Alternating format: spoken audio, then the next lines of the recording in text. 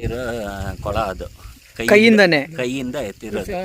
ಕೈಯಿಂದ ಎತ್ತಿ ಅದು ಜೇನುಳ ಕಟ್ಟಿದೆಯಲ್ವಾ, ಅದು ಒಂದು ಕೊಳ ಆಗಿರೋದು. ಆ ಕೊಳ ಕೈಯಲ್ಲಿ ಕೂತ್ಕೊಂಡಂಗೆ ಕೈಯಲ್ಲಿ ಎತ್ತಿರೋ ಕೊಳ ಅಂತೆ ಅದು.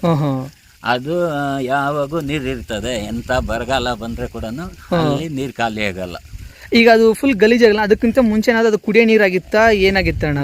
ಅದು ಇಲ್ಲ, ಮಾಮೂಲಿ ಸ್ನಾನ ಮಾಡ್ತಾ ಇದ್ರೆ ಇಲ್ಲಿ ಬಂದವರೆಲ್ಲ ಸರಿ ಎಲ್ಲ ಮೊಟ್ಟೆ ಹೊಡೆಸ್ಬಿಟ್ಟು ಅದ್ರಲ್ಲಿ ಸ್ನಾನ ಮಾಡ್ತಾ ಇದ್ರು.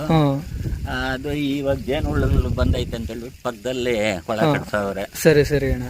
ಆದ್ರೆ ಅಲ್ಲಿಂದ ತುಂಬಿಕೊಂಡು ಬಂದು ಅಲ್ಲಿ ಇದ್ರಲ್ಲಿ ಸೇರಿರೋದು ನೀರು ಅದು ಒಂದು ಅಲ್ಲಿ ತುಂಬಿಕೊಂಡಿಲ್ಲ, ಇದು ಮಾಮೂಲಿ ನಾವು ಪೈಪಿಂದ ಬಿಡ್ತೀವಿ. ಇದು ಪೈಪಿಂದ ಬಿಡ್ತಾ, ಅದು ಕೊಳದಿದೆಯಲ್ಲ, ಜೇನುಳ ಕಟ್ಟಿದೆಯಲ್ಲ, ಕೊಳದಲ್ಲಿ ಇವಾಗ ಎಂತ ಬರಗಾಲ ಬಂದ್ರೆ ಅದರಲ್ಲಿ ಮುಕ್ಕಾಲು ಭಾಗ ನೀರಿದ್ದೇ ಇರ್ತದೆ.